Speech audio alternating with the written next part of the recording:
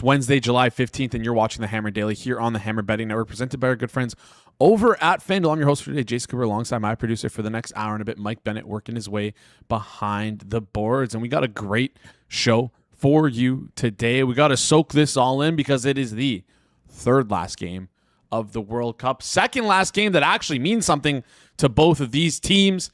We're going to be breaking all of that down here today on the show. We got Anthony Dabbundo coming on, breaking down Argentina and England.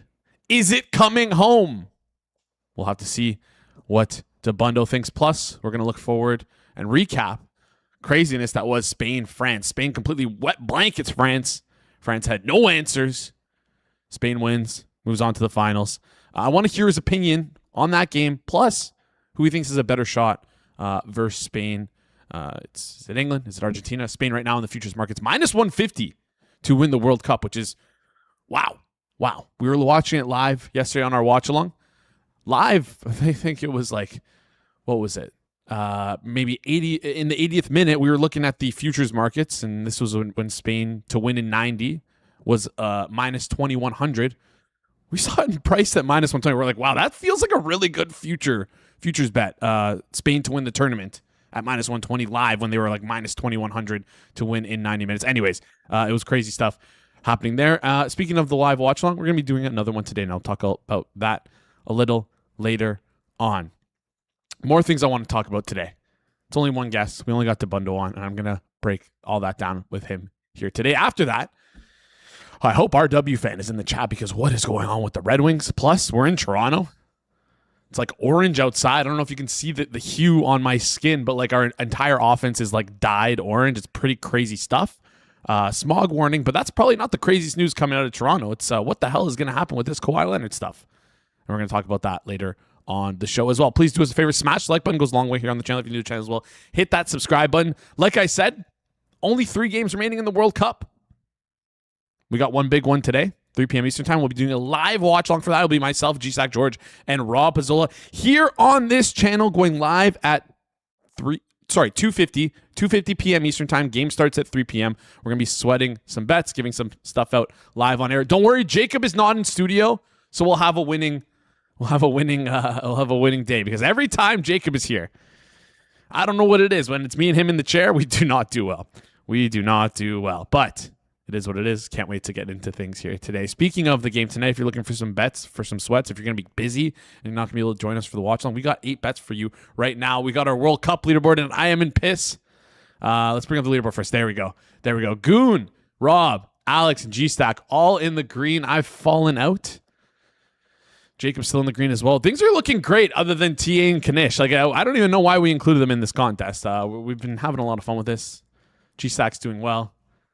And, yeah, if you've been tailing, I got to quickly add this out. I think we're down as a total because of Kanish. Yeah, that's crazy stuff. Anyways, we cannot outweigh how bad Kanish has been here. The group, the 6 of us who've done well. Can't do anything about that. Anyways, let's talk about the picks for today. Break it all down for those listening on audio format. If you're listening on audio format as well, quickly give us a rating of 5 stars. Anyways, Rob likes England to win, minus 1.5, plus 560. Moretto on England to advance, minus 132. G-Stack on England, plus the half, minus 220. That's including extra time. Drunken Goon on England to win win in extra time at 14-1. I got Harry Kane 2+ goals at 10-1.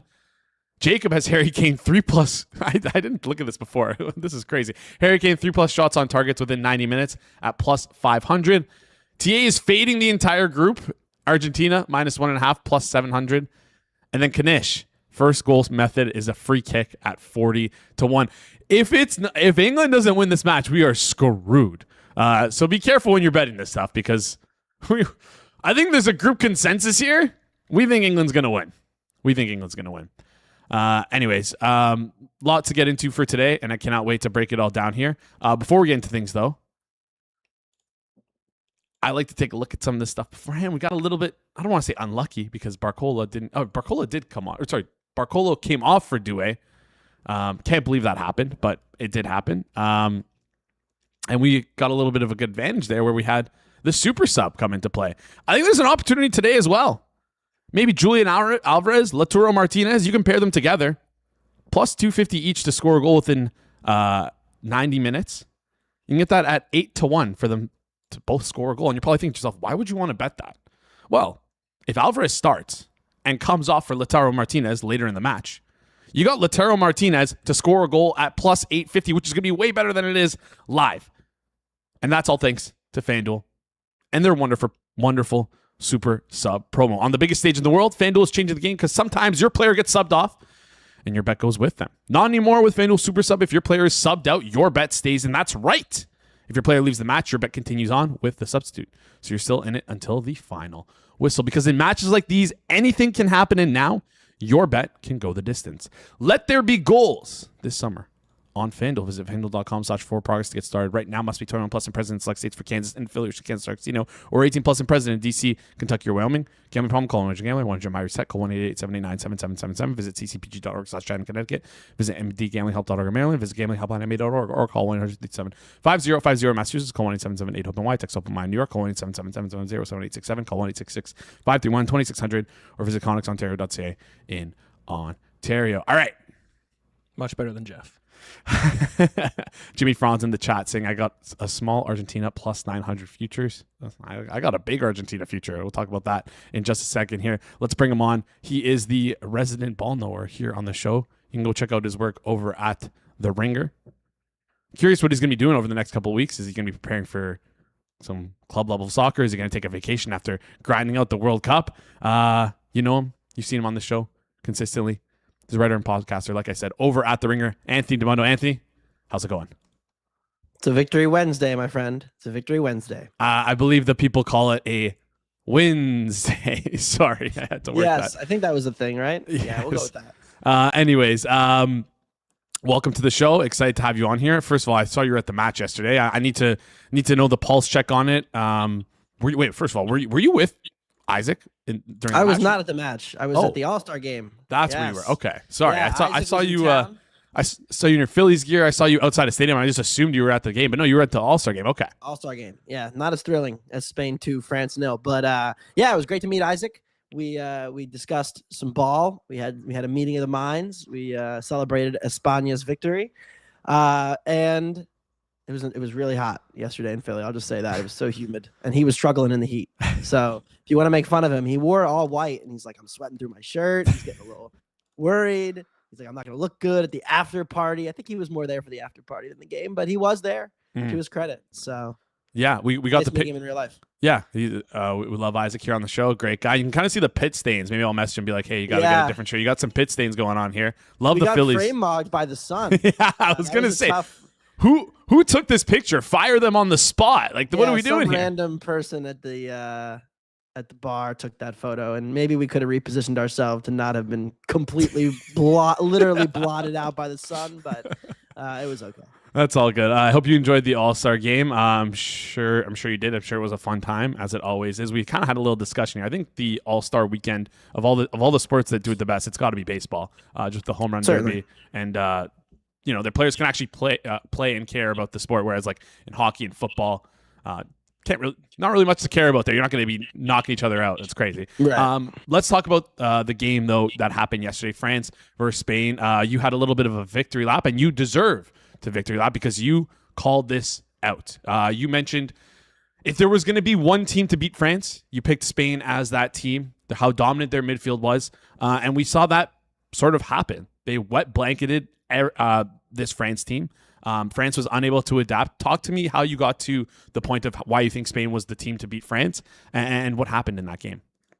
No, we've seen it before. I think that's the one thing is that we watched this game 2 years ago, and it was largely similar, where Spain controlled the game through the possession, through the midfield, and these teams aren't that different from 2 years ago.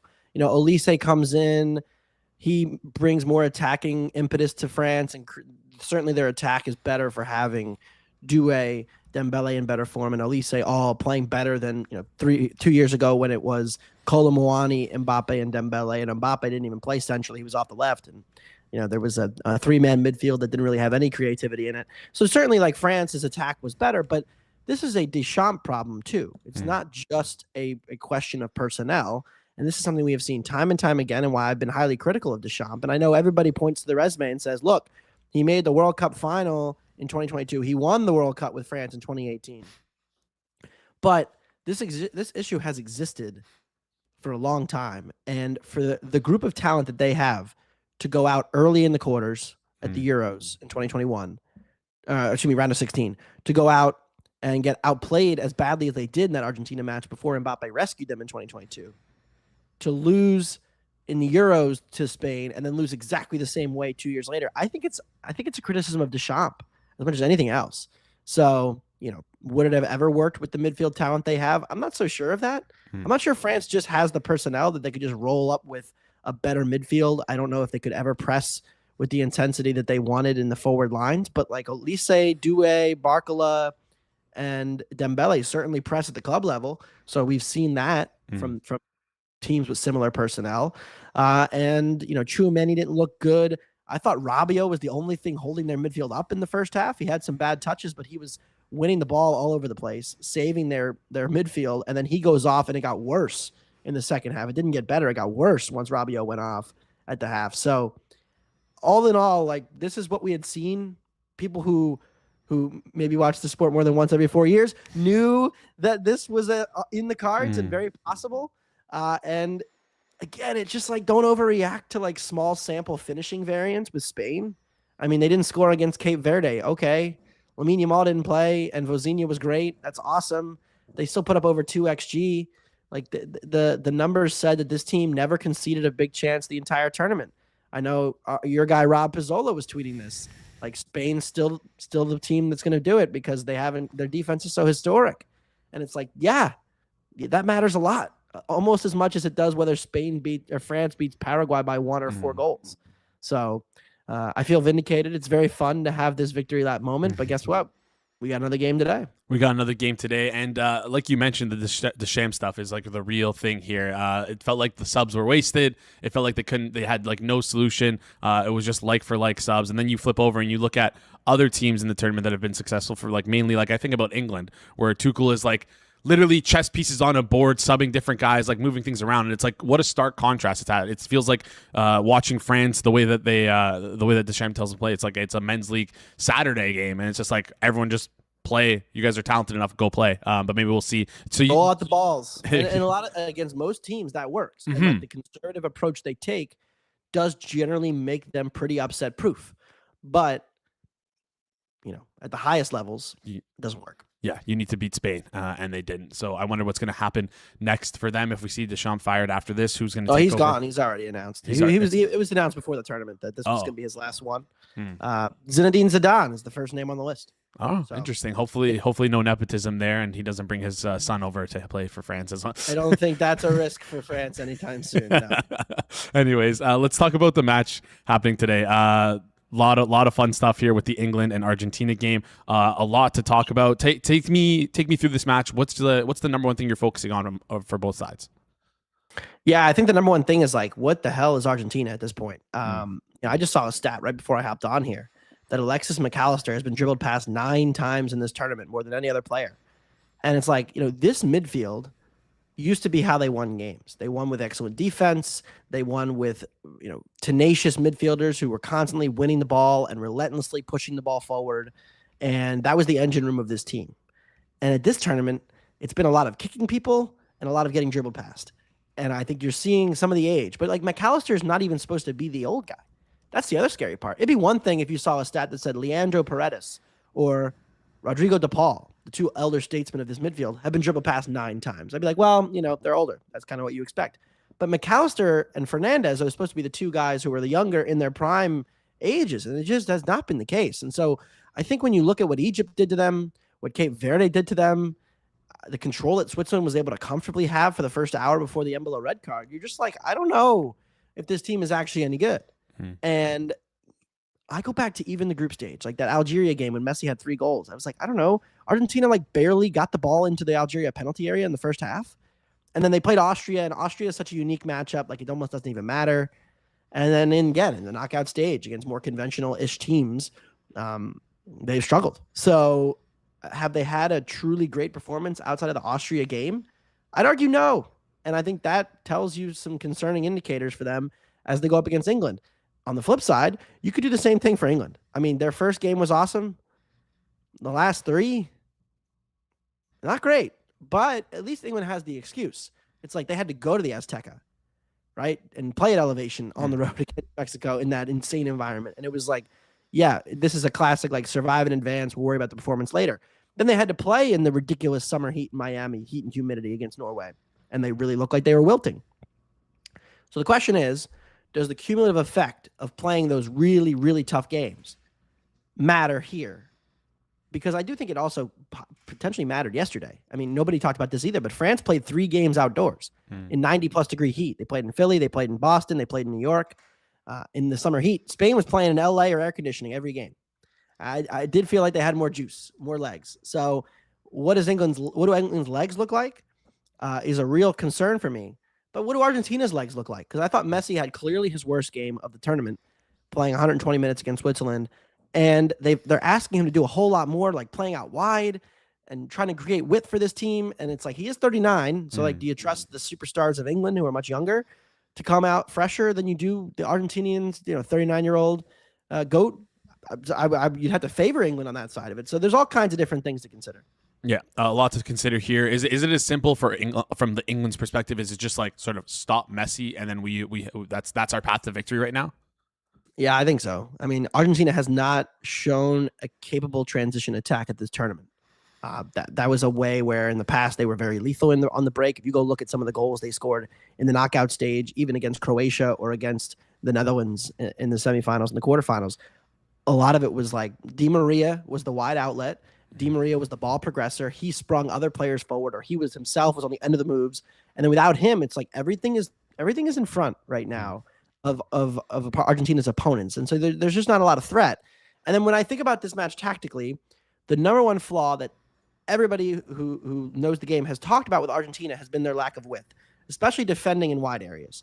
On the right side specifically, John Mueller, who does great work in the football analytics, soccer analytics space, has talked about this a lot. It's like his site, Footy, they're letting a ton of ball progression come from the right side, so the English left.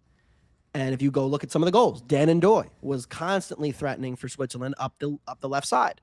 Sidney Lopez Cabral scored the goal of the tournament after dusting Alexis McAllister on the left side. And they haven't even played a good team with good wide players yet. Not one opponent has like a great wide player. And now we've got Anthony Gordon and Bukayo Saka maybe off the bench. So I think like Gordon is the player for me that could be the difference maker. And it's like when Gordon makes runs in behind, when Gordon gets the ball to feet, can he dribble past people? And Harry Kane is super good at like dropping deeper into midfield. Argentina center backs love to be aggressive, Romero and Martinez. So they'll come up to join him. One of them presses Kane. All of a sudden, there is space for somebody to make that run. And that run is probably made by Anthony Gordon. So I think Gordon is the key player. I took him to score or assist. I don't project player props, like no idea if it's technically plus EV, but like stylistically to me, this feels like the game for him. 2-1 score or assist with the super sub thing if he comes off late for Rashford. But I like the numbers say that the line's probably about right. England's a slight favorite. All right. But matchups, it all leans England to me. Yeah, I think I agree with you, and I don't know if you saw, so we're doing like a little contest here. Everyone is all England here at the Hammer. What was everybody yesterday? I think it was split. I think it was pretty split. Split. Okay. Yeah. Leaning towards England on this one. Anthony Gordon to score assist plus 210 available at FanDuel as well. Any final thoughts on this game before we move on? I want to talk a little bit more about some futures and some third place games, but any final thoughts here on this one? Maybe like a final score prediction for us? I'll go 2-1 England. All right.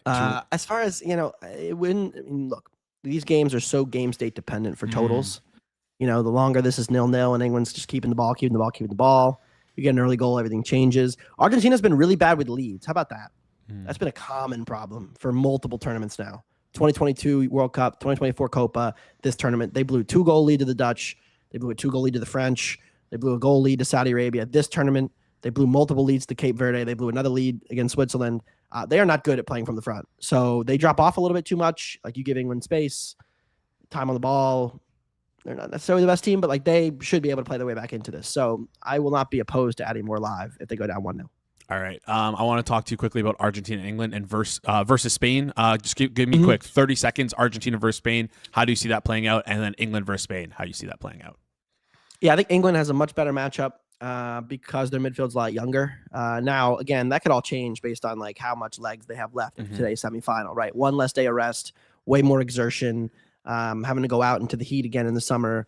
But it'll be Spain's first game in the heat, really, of the whole tournament. So that could be a factor that favors the teams that are more adjusted to it with Spain and Argentina. But I think England's midfield is much better at winning the ball back right now. Again, the biggest difference between Argentina of now and Argentina of 2 and 4 years ago is just that the midfield is not nearly as good at winning the ball.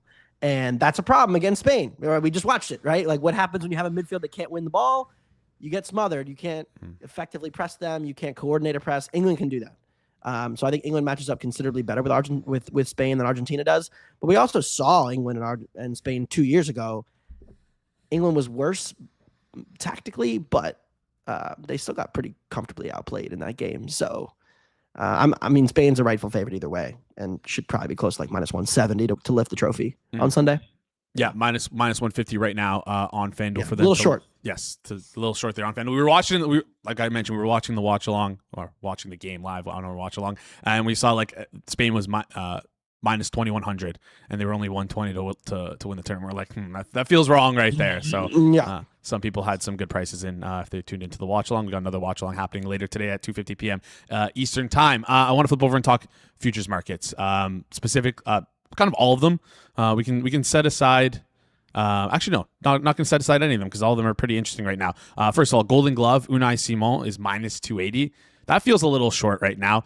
Young Player Award, there's a little bit of a toss-up there. Yamal is minus 260. I feel like Kubarsi might have a little bit more equity than people are realizing. And maybe if England wins this match today, O'Reilly could be someone who's live at 16 to 1. I want to talk to me a little bit about some futures here. Let's go through Golden Glove and Young Player Award first. Yeah. The young player thing, I don't know why Yamal has so much equity, but I've never understood it. Based on just performances at this tournament, it shouldn't be Lamine Yamal. It should be Pau Kubarsi. Honestly, you could argue it should be Yohan Manzambi, who's been out for 2 weeks. Yeah.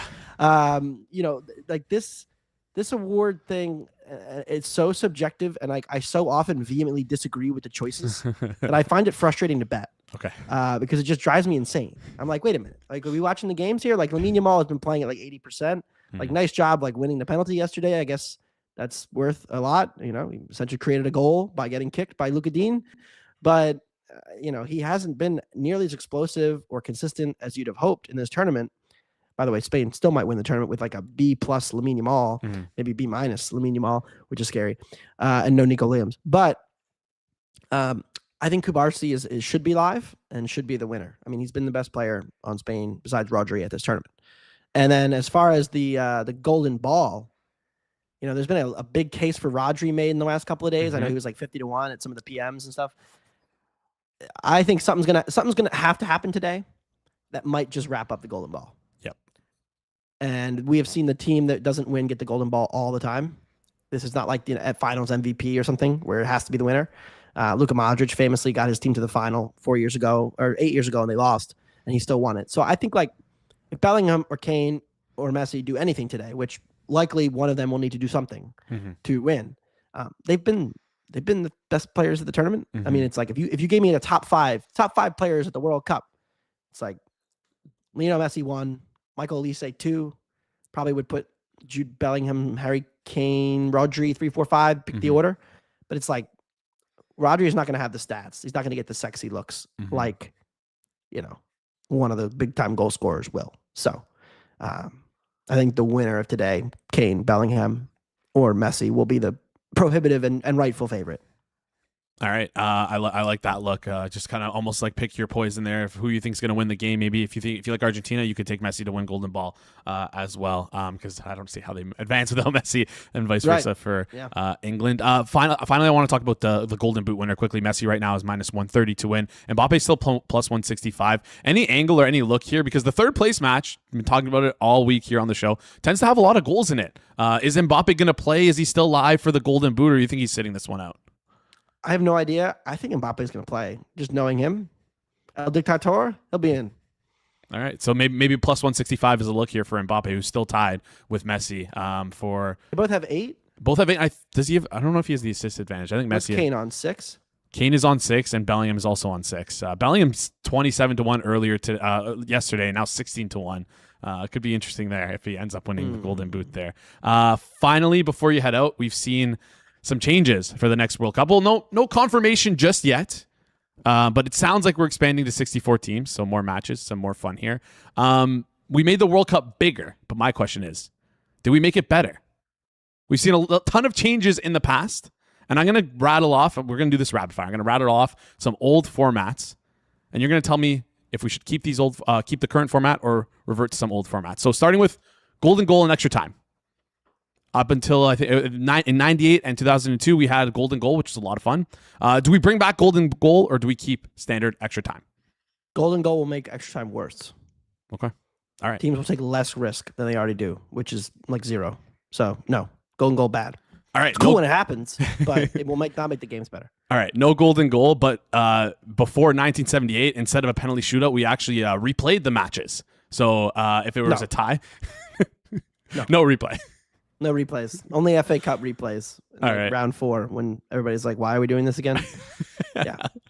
All right. What about the point structure? We used to see it as a 2-point structure for a win. Now it's a 3-point structure. Do you think we should go back to 2 points? No, that incentivizes teams to tie. I'm out.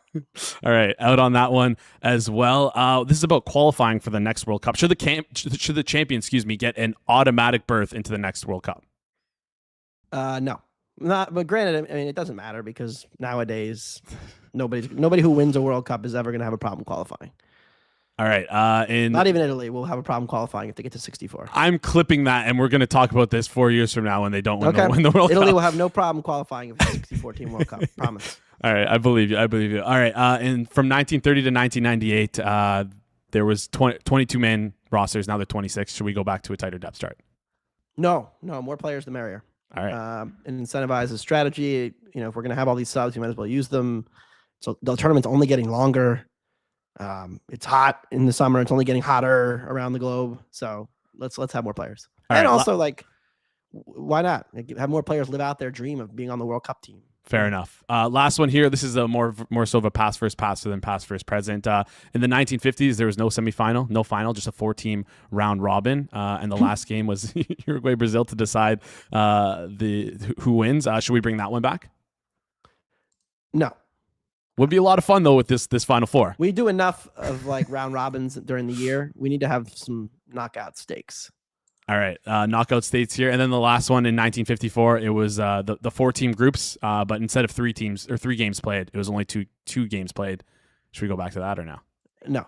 All these changes are for the better. Sport keeps getting better and better and better. 64 is going to be a lot, but it'll make the bracket easier. I'm fine with it. I don't love the way the group stage is trending once you get to 64. We already had 6 or 7 just dog shit teams this tournament. So the expansion was warranted, but going further is going to make it a lot worse. All right. Makes perfect sense here. Anthony, appreciate you joining the show. Enjoy the match today, and hope you enjoy your little vacation post World Cup. Thanks for coming on. God save the king. There we go.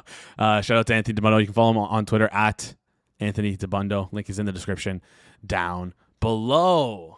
Awesome stuff there. I thought I'd be able to bait him a little bit for some of these chaos style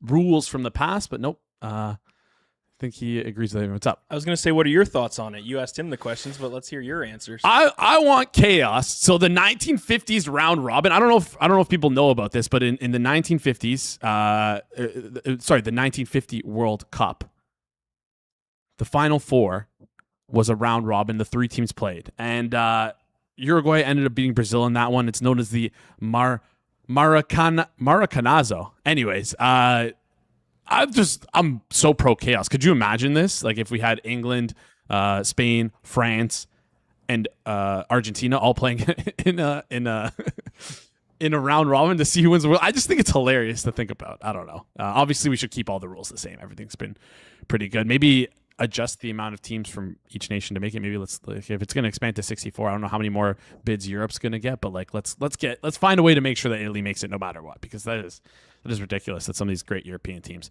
are sitting out on the sidelines. Kind of sucks for them. So, but also you have to be good enough to compete. Anyways, it's a whole thing. Appreciate you guys joining the show. Do us a favor, smash the like button. Goes a long way here on the channel. If you're new to the channel as well, hit that subscribe button. One more thing before we get into, if you're serious about props, the hard part isn't really finding an edge. It's scaling it. BetSam Pro is built to grow your volume and your ROI. Every player prop, an alternate line across from 200 plus books on one screen in real time. Price against spread stamps. True line, a proprietary model weighted per market and prop type. Bias corrected, producing the most efficient, sharpest props pricing reference in the industry. Catch off-market props the second that they appear across more markets and more outlines than anywhere else. So you can get more money down at a bigger edge more often. Scan the QR code on screen or use the link in the description to apply. All right. Let's talk about some goal scorers. I have two for today. England versus Argentina. You saw who I like today. I actually really like Harry Kane to score a goal here. I have him at plus 144. For him to just score a goal, I believe in regulation is plus 140. I didn't like that. I more so like the 2+ goal market where he is 10-1. You saw me take that for the watch along. I'm pretty sure because the total of this game is so low. It's like a flat 2 at most places. The 2+ goal scorer market is not, at least the way I see, is not adjusted properly here. So Harry Kane, 2+ goals, I really like. And then we're going back to the well here. Enzo Fernandez, plus 650, anytime goal scorer. We liked him last time. We like him again this time. If we know how Tuchel plays, got masterful game plans, you got to think he's going to figure out a way to try and shut down Lionel Messi. Someone outside of Messi is going to have to score for this team if Argentina is going to win. And if I were to pick one guy, it's going to be Enzo Fernandez. If you're looking for some more props, more bets on this game, reminder, 2:50 p.m. Eastern Time live here on the channel. Quick tip, if you ring the notification bell, you'll be notified right when we go live. So you don't have to remember at like 2:45, like, oh shit, the live watch along starting right now. Just ring that notification bell. You'll be notified right when we go live. Got a live watch along happening, 12:50 p.m. or 2:50 p.m. Eastern Time. I'm going to be giving you some bets pregame as well. It'll be myself, Rob, and G-Stack George breaking everything down here on the show. It's going to be a lot of fun. It's going to be. Apparently Kane just moved to 145. So there we go. Kane's good. Kane is good to go. Let's bring up the picks for today one last time before we head out here. England minus 1.5. Everything England, it seems like. What's up? No, go on. Sorry, go on. Oh, England minus 1.5 within 90 minutes for Rob at plus 560.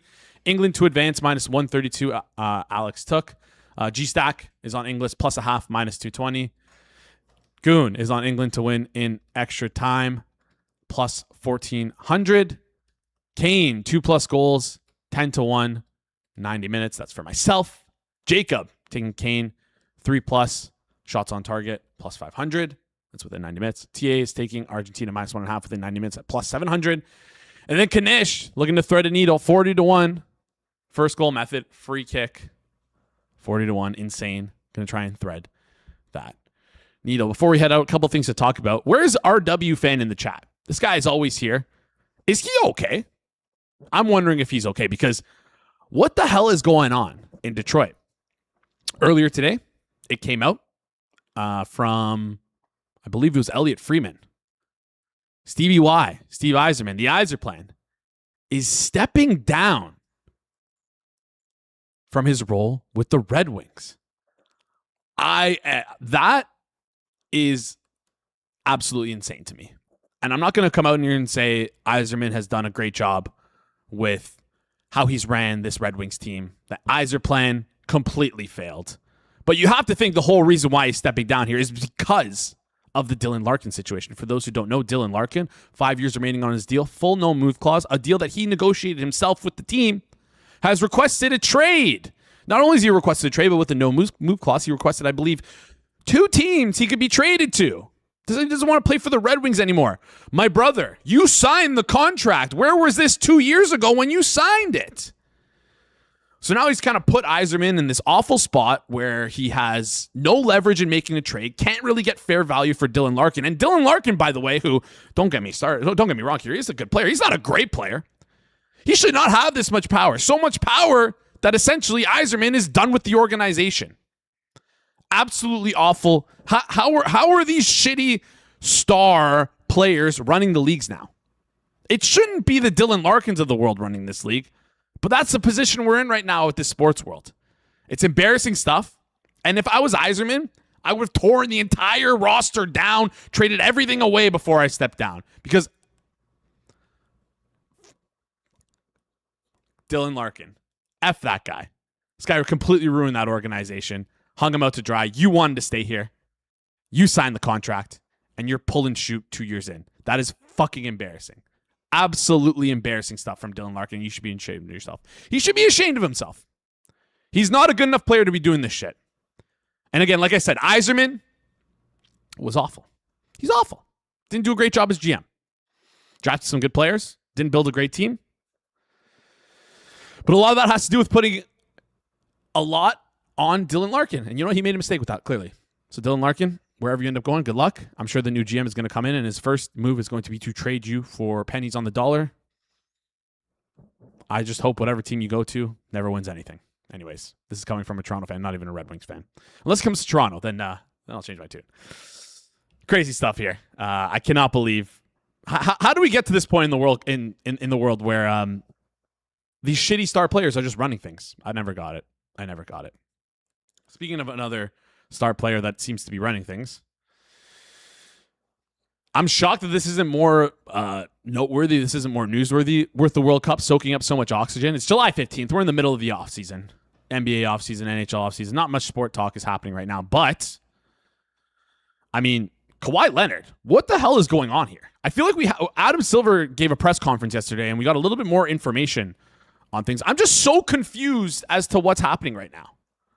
I'm just so confused. What's going on? What's going on with Kawhi Leonard? First, he gets traded to the Raptors. I'm sure you guys are aware of that. Grady Dick, 2 firsts. Brandon Ingram for Kawhi. 2 firsts and 2 seconds, for Kawhi. Kawhi, in the meantime, has all this stuff with aspiration. Pablo Torre finds out. There's cap circumvention. Things are going on. They've got some, images of marketing materials that got released recently. Some shit's going down here. What? But I don't even know what's going on. The trade's not official right now. The Raptors ended up signing Kawhi to extension. That's not official either. I'm so confused right now. I need some help, chat. Can you help me out here? Should I, we got to get some more information on this. Is Equal in the chat? Is Jacob in the chat right now? Is Jacob in the chat to give us more information? Because I have no idea what's happening with this Kawhi situation. I got Jacob coming in on the background here. You got Jacob coming in? I was going to give him a call right now. Yeah, let's just we'll bring him up when he's here. He should be here in around 2 minutes. But yeah, I believe Jacob is free and willing to come on to our show today and break it down. I wonder if I give him a call. We don't even have to send him a link. I wonder if I can just give him a call, E-Cold style. He can just break it all down for us here. Chat, is that what we want? Because I'm just so confused what's happening. Did the NBA cancel the trade? Is the trade still happening? What's going on here with this? And how does this affect the Raptors' price? Is this priced into the market right now? What are the Raptors? Raptors right now to win the championship, 20-1. If this Kawhi trade doesn't go through, does that mean he signs with the Raptors? Is his contract void? Does he owe the league something? I'm so confused right now. I'm so confused, and I need some clarity right now. So we're going to bring on the expert in the Toronto Raptors. He's joining us right now. You've seen his work over at Amateur Hour Sports. He's also just happens to be the host of Circle Back on the Circles Off YouTube channel. If you haven't checked that out, please go check that out. He does great work over there. Also check out Amateur Hour Sports. Jacob, I know you're working on a Circles Off video right now, but I had to pull you in here. Let's bring him on up. Jacob Gramegna, you know him. You've seen him on the show before. He's hosted here before as well. Jacob, but just tell me what's going on here. I'm so confused. So on this Kawhi Leonard situation that we're seeing, the NBA has been performing an investigation into what was going on behind the scenes with the Clippers and Kawhi from 2019, stemmed from his free agency in 2019. And the allegations against the Clippers is that they were maneuvering behind the scenes to circumvent the cap to pay Kawhi Leonard more money. So there was this company called Aspiration that provided Kawhi Leonard with a $28 million or so endorsement deal. And essentially, it turned into a no-show job for Kawhi. And what's problematic about this case is that there are a lot of things that the Raptors claimed were demanded from Kawhi and his camp and his representation, his uncle Dennis, in 2019 that lined up with what the Clippers are alleged to have given Kawhi when they actually landed him in free agency in 2019. So this company, Aspiration, was giving Kawhi this extra money on an endorsement deal. And this company was also funded by one of their investors, Steve Ballmer, who invested $60 million into this company. Steve Ballmer owns the Clippers. So essentially, if you're piecing it together, it looks like Steve Ballmer was funding this company to pay Kawhi Leonard to make more money than he was allowed to make under the NBA salary caps to entice him to sign with them in free agency. That's honestly insane. And I think as Raptors fans, we cared about this when it came out a year ago, and we're like, this is bullshit. We kind of got jobbed. Yeah. But now we trade for Kawhi with this investigation ongoing. We give up all these assets for him. We don't know if the trade is going to go through yet. Yeah. How ironic is this as a Raptors fan? I mean, you call it ironic. I'll call it something else. I'll call it BS. Like, the Raptors have no involvement in this, and we're getting screwed for the second time over something that was out of our control. He might have left anyway, but in 2018, we got screwed by this because he decided to go to the Clippers, perhaps as a result of this, the alleged money that was being offered his way. And now, all these years later, we might get screwed because now they're investigating it in 2026, and we're trying to get him back now. So really frustrating as a Raptors fan that this is hitting us for the second time. Yeah. So I guess the path for the Raptors right now. So it's Kawhi. What's happening? So we saw Adam Silver come out. He said the trade hasn't been processed. Yeah. And he said, and we were talking about this in office. So it didn't go through to the league yet. It seems like this is just like a handshake deal. So it wasn't official yet, but what had happened is, I believe what happened is the NBA, I don't know if they warned the Raptors necessarily, but they informed the Raptors that they were on the hook for any contractual violations that existed for Kawhi Leonard. So the Raptors were not expecting that to be the case. They were expecting that any sanctions that went down, the Clippers would be penalized. But the Raptors learned that, in fact, they could be impacted by something that they had nothing to do with completely. So it was I would assume it was the Raptors who decided to push back. But the reporting is that the teams decided to hold off on the trade. The league did not block this trade from going through. The teams decided to back down for the time being while this kind of all plays out. All right. So what happens next? I know this is like kind of an impossible question to answer. It seems like there's like multiple paths that this can take. It seems like Kawhi Leonard gets in trouble. Maybe his contract is void. What happens in that scenario? Kawhi Leonard's in trouble. Maybe owes the league money or something. The Clippers owe the league money, but his contract still stands. Talk me through like the pathways that you see happening right now. So this is obviously pretty unprecedented circumstances that we're dealing with right now. At least to my memory, I can't recall a situation where something like this has happened before. So it is important for the NBA to get this right and set that precedent. That being said, the story broke in September. It's July. At the NBA Finals, Adam Silver preached finality. He preached how important it was for the NBA to get this sorted as soon as possible so that the Clippers could handle their offseason knowing what had happened, and the other 29 teams could operate their offseason knowing what's going on with the Clippers. Well, now the Raptors are also involved in this. So it's two teams who are now sitting in purgatory right now because they don't know how they need to handle their offseason. Your offseason changes dramatically if Kawhi Leonard is on your team or he's not on your team. Like Kawhi Leonard was at Raptors Summer League a few days ago.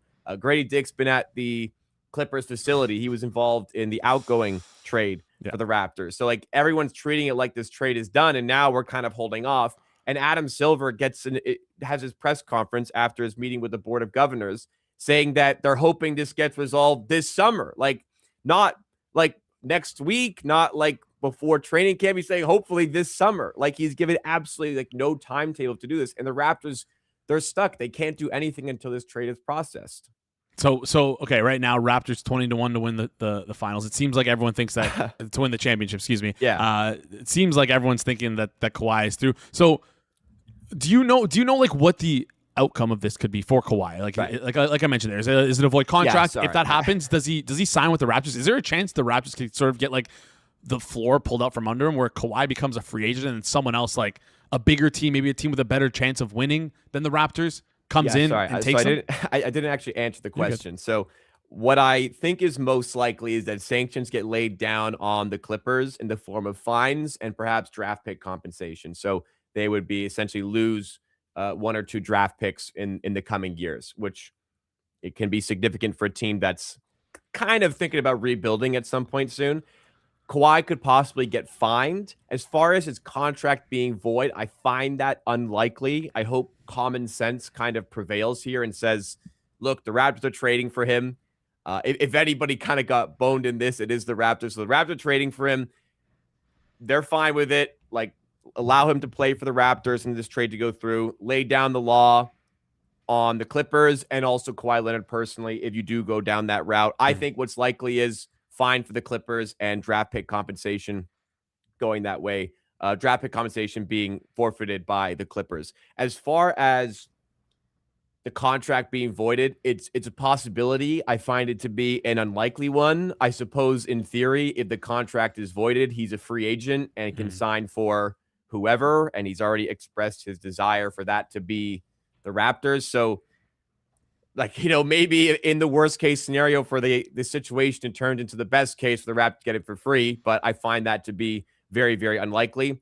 Perhaps a suspension could get laid down on Kawhi, like a 25-game suspension. In that instance, I expect the Raptors to still go through with this trade. However, the compensation would be adjusted to maybe 1 pick being in the deal instead of 2 picks.